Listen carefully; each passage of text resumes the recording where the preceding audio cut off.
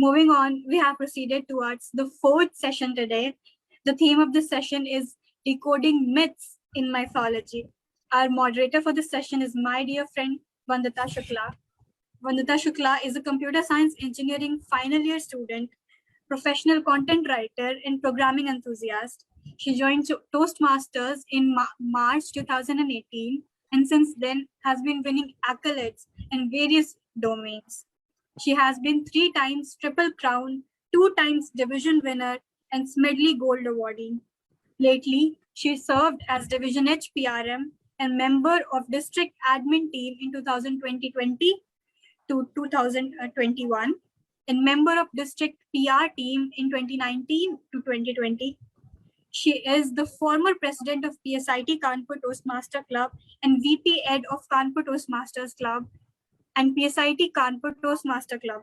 During her tenure as president, her club's Smedley Award once and Rising Star. To date, she has sponsored and mentored many clubs and guides phenomenal mentees across District 41. When asked about her journey, she says, "My favorite time in Toastmasters is during speech contests when I see newbies competing with veterans with equal vigor and ardor. I believe if given optimum guidance soon, we'll see world champion of public speaking in District 41. And apart from all this, she loves to sing and cook and has a habit of hosting guests. National level debate champion come today's area director, Vandita Shukla, is a happy-go-lucky person who loves to experiment and revolutionize the rational."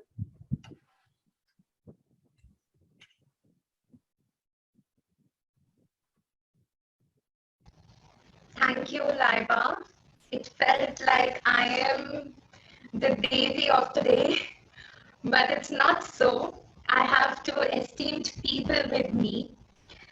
Before I go forward, I would like to introduce these two speakers and then go forward with my session today.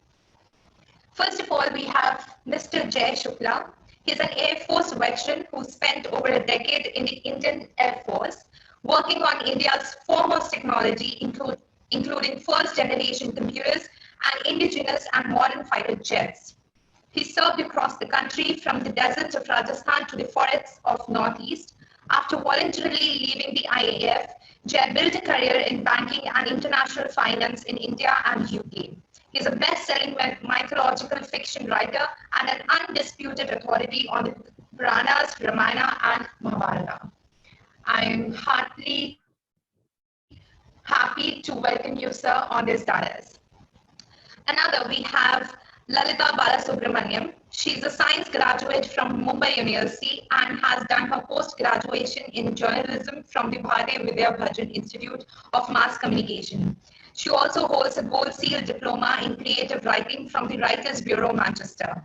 She worked for a few years initially in the publications department of the Institute for Research in Reproduction, after which she switched over to freelance writing. She's a freelance journalist with several articles on education, health, and travel published in reputed newspapers and magazines like The Times of India, Economic Times, Education Times, Mumbai Mirror, DNME, Discover India, etc. She has also authored 5 books. Her latest book on the Krishna Trail is a religious and mythological travelogue, chronicling her journey through the places associated with Sri Krishna during his time on earth. Her earlier books include Kerala, the Divine Destination, and Temples in Maharashtra. She loves writing for children and is a regular columnist with a children's newspaper. Her books for children include Grandma's Tales of Sri Krishna. Vandita, your voice is crackling. I'm so sorry. And there's an echo, so if you can remove your second device away from the camera device. If there's a mobile device. Okay. I hope my voice is good now. No, not really. So could you please, if there's any device near your computer, could you please move it at least 6 feet away? Okay, just a second. Is it fine now? No. Can I request you to go to Zoom and disconnect your audio in the settings, after which you reconnect back to cellular or Wi-Fi? Just a second.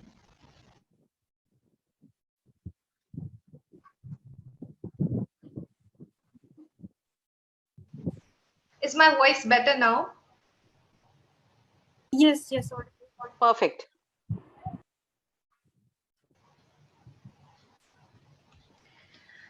Thank you so much, everybody, for your generosity. Now that I introduced the panelists, one thing that was common in both Mr. Jay and Ma'am Lalitha was mythology. Now, when I say mythology, people go back to the times of Ramayana and Mahabharata. Ma'am, why is this certain stereotype that when we talk about mythology, we certainly go towards Hinduism? Do you think that Indians need to read about Islamic mythology, Christian mythology, maybe Jewish, and various others?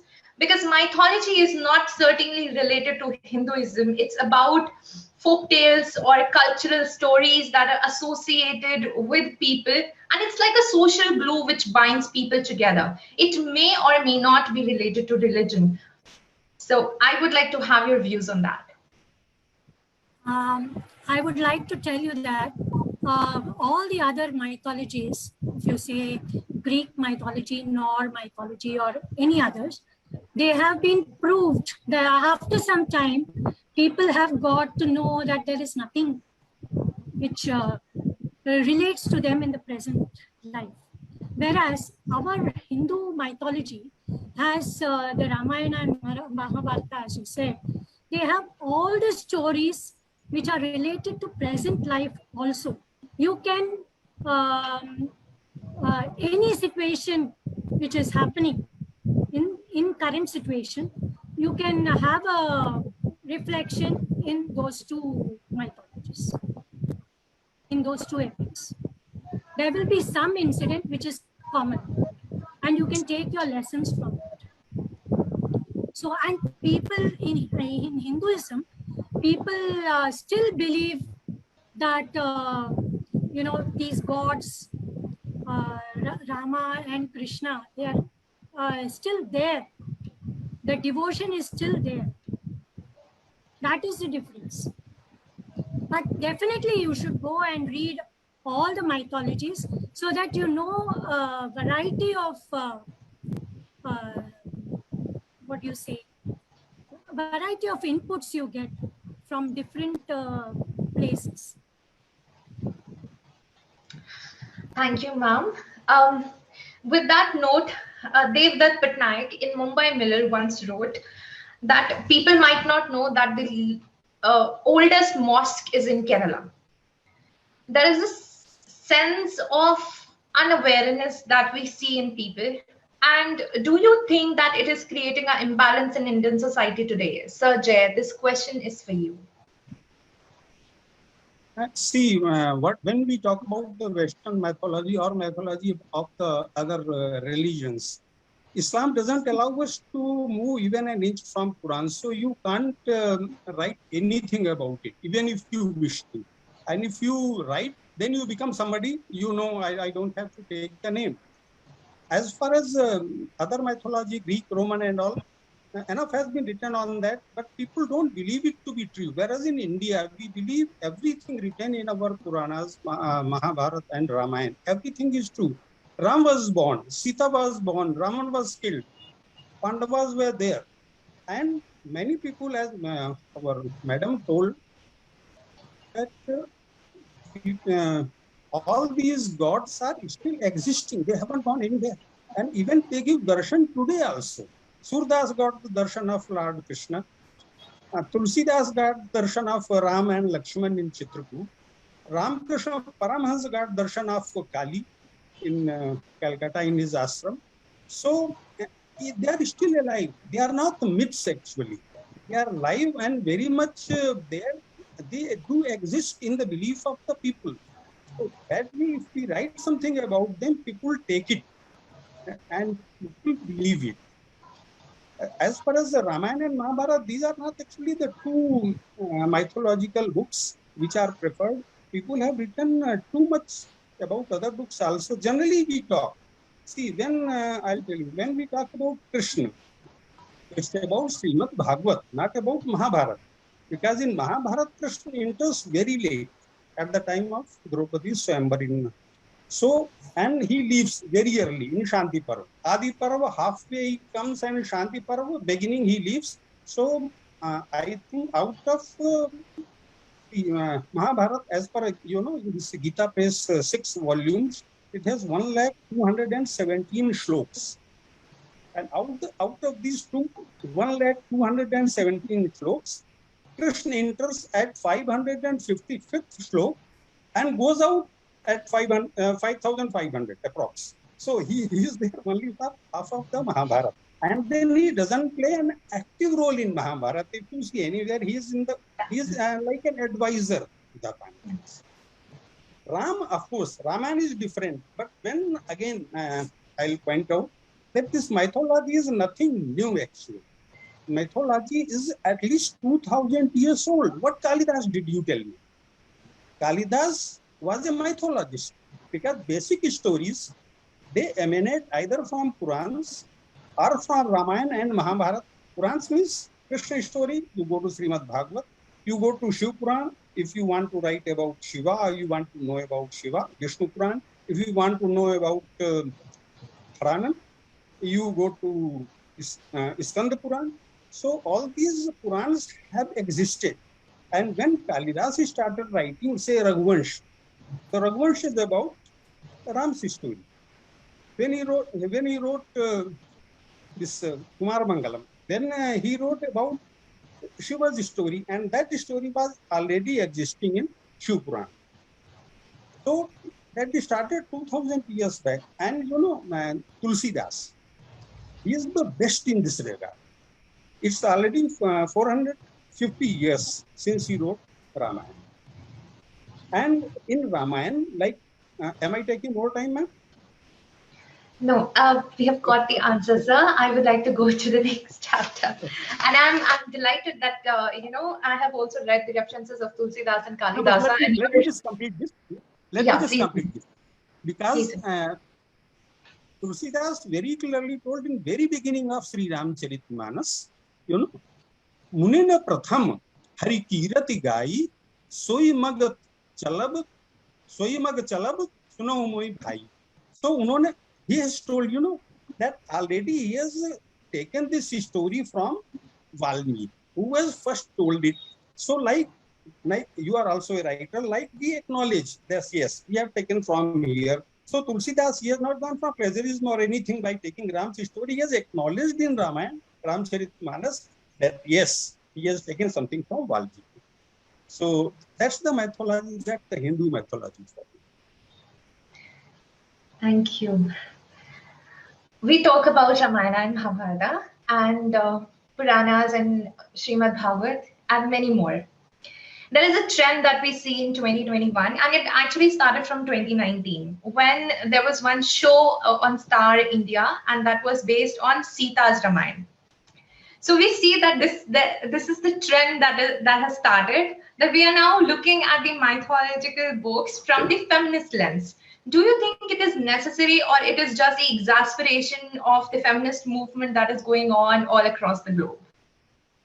Ma'am Lalitha. It's to me? No, it's to Ma'am Lalitha. Okay. Yeah, I would say that it is not frustration or anything like that. But when you put your, nowadays mythologists want to, writers want to put a different point of view. They want to stand in somebody else's, not the hero, somebody else's place and, write it from their point of view. So Sita's point of view, Ramayana, is different from Rama's point of view, Ramayana. You have one by Anand Neelakantan, which is Ravana's point of Ramayana, and all are bestsellers. So that means that people are looking forward for some different interpretations of the Ramayana from some different point of view. So it can be a feminist point of view, it can be a masculine point of view. That doesn't make much of a difference. And recently I came across a book which was written from the Urmila's point of view. She is one of the lesser known characters, lesser written about characters rather. And the whole book from her point of view was very nice to read. Nice. There is another thing, and this question is specifically for Sir Jay. Indian responses to the idle man's cruel treatment of his idle wife. And I will give you the references. It is disrobing of Draupadi, Agni Pariksha of Sita, adultery and punishment of Ahilya. There is, there is a discussion that is going on that many a times we see in our mythological scriptures that it is the dominance of the male, and there are some malpractices that were done against the women. And for example, we are witnessing this that is happening in the real life. For example, many of the women are today quitting Kanyadan that we can see in the marriages. How do you see this trend going forward? Sir Jay. Yes. I'll tell you my two personal experiences. First thing, what Madam Balasubramaniam replied. My book is on Kaikeyi, She is not too much known of a character. Protagonist is Kaikeyi. And then whole story of Ramayana comes from her point of view. My second book, I haven't named it yet, but it's on Dwarka. And you may not be knowing that in Dwarka, it was actually the kingdom of Revati. Revati means Balram's wife. It was her father's kingdom actually. She handed it over to Krishna. So Revati's sacrifice, no one remembers. So I'm writing it from Revati's point of view. My all books, present and future, are generally from a women's point of view, and a lot of contribution from this goes to my actually daughter. One thing just now you told, my daughter was married 3 years back, and she did not allow me to do Kanyadan. She says, I'm not your property. And if you give me in Dan, I become somebody's property. So why I should be? So, हाथ पकड़ के वो जो रख के और हाथ में हाथ देते थे, she didn't agree to that. Can you imagine that Pandit ji who was doing it, he told him, Shukla ji, kaise ho sakta hai ye? I told if she doesn't want, I'm not going to force her to do that. So that's very much there. And all my stories are from that angle only. And as you told just now about Lakshman's wife, there is a book, being from Kanpur, you must have known it. The Mythological book has written Saket. And protagonist of Saket is Urmila. Mythological book. It's a Mahakav, it's a famous book. So earlier also plenty has been written on this, and still it's being written. But there are some writers who try to westernize it. I call it trivialize it. That one book written on Draupadi, where she starts loving Karna. I won't name the writer. It's a very famous book. In fact, it's another 10-year celebration, and it's being sold like hotcakes still after 10 years. But if you read it, you feel that this Draupadi, she's not an Indian actually. She is European or American in that culture, because being wife of 5 very good husbands, and see, Mahabharata absolutely doesn't say that she had any interest in Karna. But this lady writer, she makes him to love. Whenever Draupadi will look at Karna, and her feelings will start coming. So it shouldn't be that. If Karna feels that way, that is open, and that's okay for a woman writer. But making a woman to long for Karna, I think such thing should not come. That way, our Patnaik Sahib is better. He keeps it true. He's always true to the original story. He doesn't run away from the story, and still he writes beautifully. So my idea of writing mythology is that we should be true to the old text. We can fill in the blanks where no literature is available, like I did in Kaikeyi. People do not know who was Kaikeyi. She was daughter of Ashokapati, that much written in Valmiki Ramayana. Then she has a brother. That's it. But then to get that background, then how she was brought up, how she was married, what happened before marriage, all these things you can fill in, but it shouldn't contradict Valmiki or Tulsi. That is my idea, my thought. Thank you so much, sir. Another thing I would like to put forward is what happens with mythological scriptures is people derive practices from them, right? People derive rituals from them. And one such ritual is Devadasi, if you must have seen. So in Western language, Devadasi would come out as a prostitute. But in mythological character, she is actually a goddess, and the women are being served from the villages to the god, and they are being made available to a large community of men. And still in the parts of Tamil Nadu, Andhra Pradesh most prominently, and then Maharashtra, this culture is still being followed. Though by the Indian law it goes wrong, but still it is being practiced. And the relevance is being told that yes, it is there in our culture. There are so many scriptures written on Devadasi. How do you think that we are going to break such practices which are being written in our mythological scriptures? Ma'am Lalitha, this question is for you. Devadasis as such, they are supposed to be the servants of God. And I think Andhra Pradesh is the most important state, which I don't know whether it is still being practiced, but it is one of the prominent states. And the goddess, the name is Yellamma, where they, the Devadasis are given. And this particular practice has to go. It's not a very good practice. It has to go.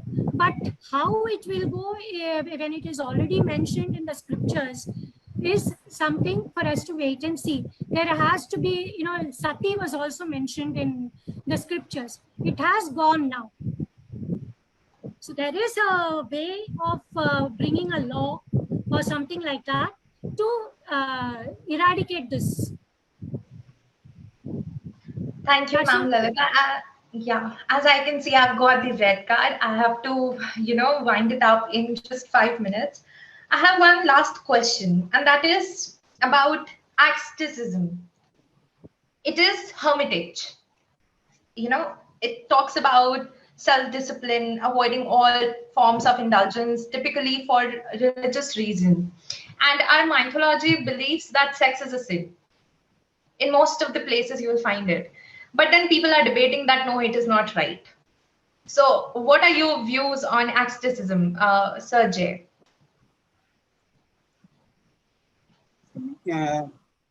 Living a life like old people did is not possible today. We don't have that type of forests. We don't have that type of ecology. We don't have that type of water reservoirs where this life could survive. So old system of, I think that was your question. It's a how we can, but it cannot be brought back. We have to change it to our needs, to the present requirement of the world. See, I'm sitting here with a shirt. Why I should be with the, why I shouldn't be with a Janeu and no cloth in the upper body, as people used to do, only half, only dhoti and then nothing in the upper body. That's what Brahmins used to wear that time. Even in my childhood, I have seen most of the people wear that way. But things are changing, people are changing, and people should change. Can you imagine that what happened in Satyug or Krityug was the same in Treta? Or what happened in Ram's time was same in Krishna's time? So things change. Even in those times, even in these epics, things changed. So if things change, then every time things will change. Now we are in Kali Yuga. So when we go back to Satyug, again, as it is told that as a cycle is completed and after Kali Yuga again we'll have Satyug. So then it is possible. But right now, I don't think if that is possible. But yes, nice way of life. People go for yoga, they will sit down and do something Anulom Vilom and do this asana and that asana. But if you read this 64 asanas, first asana is the way of life. What you eat, how you live, how many hours you sleep, what exercises you do. So that is very important. If you have time, I'll tell you, in 1 minute, I'll tell you a story. Saptarishis went to Shiva and they wanted to know how he keeps so fit and how he is so powerful and what he does. Then he told, I do yoga. Then he told, okay, tell me how to do it. He told, no, you are not fit for it. Second time, third time they went. Then finally one day Shiva told him, Saptarishis, yes, okay, now you will not take non-veg. You will sleep for only 6 hours. You will get up at 4 o'clock. You will do this. You will do that. And you will not tell a lie. You will not hurt anybody. And anger is not a thing for you. You will not get annoyed at all. And do it for 1 year and come back. When they came back, then Shiv tells him, now I will tell you the second lesson of yoga. These Saptarishis, they were surprised. Then told, Guruji, pehle first lesson to bataiye, you are jumping to second one. Then told, that was the first lesson, what I told you 1 year back. So people practicing yoga, but not practicing the first lesson. They simply jump to asanas and all those things. So I think that is required. That should be the life. And if that is followed, no ashramas, no huts, no chappas, and no all these things, I don't think if that is required. If you are really a pious man, if your vichar are good, if your things are fine, so absolutely no problem with that. With this, I would like to conclude. Decoding myths and mythology, people can have various things to talk about. They can talk about 6 elements of mythology. They can talk about the 3 primary myths, the natural, religious, psychological, historical. They can talk about everything. My goal was to decode the myths that people are facing today. And I'm very thankful to both of you that you answered my questions with utmost honesty and sincerity. With this, I would like to hand it over to the MC. Thank you. Thanks very much to Rahul. Thanks a lot. Thanks a lot. Thanks your team. Yesterday I saw your inauguration. You were excellent.